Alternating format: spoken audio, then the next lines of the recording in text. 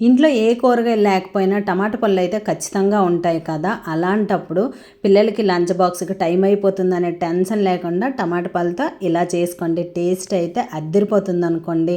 మా ఇంట్లో ఈరోజు కూరగాయలు ఏమీ లేవు. అందుకనేసి ఈ 4 టమాటాలు ఉంటే వాటితో ఇలా చేసుకుంటున్నాను. టేస్ట్ అయితే అద్దిరిపోతుందనుకోండి. ఇంకా చారు, కూర ఏం అవసరం ఉండదనమాట.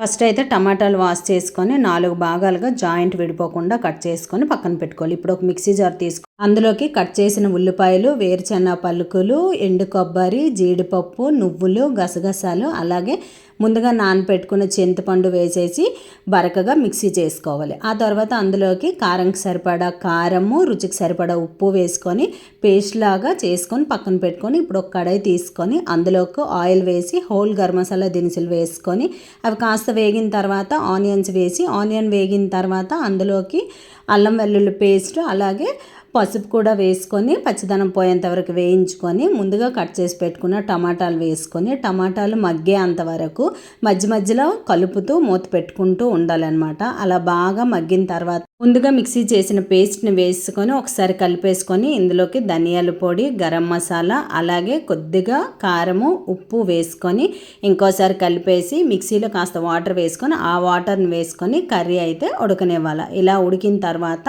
ఇందులోకి కొత్తిమీర ఉంటే కొత్తిమీర వేసుకోండి, లేకపోతే కసూరి మేతి వేసుకొని కలుపుకోవడమే. అంతేనండి, టమాటా కుర్మా అయితే రెడీ అయిపోయినట్టే. చాలా టేస్ట్గా ఉంటుంది. పిల్లలు కానీ పెద్దలు కానీ వద్దు అనకుండా ఇష్టంగా తింటారు అనుకోండి, అంత బాగుంటుంది. ఇంకా కూరగాయలు అవసరం లేదనుకుంటా. వీడియో నచ్చితే లైక్ చేయండి. Bye bye.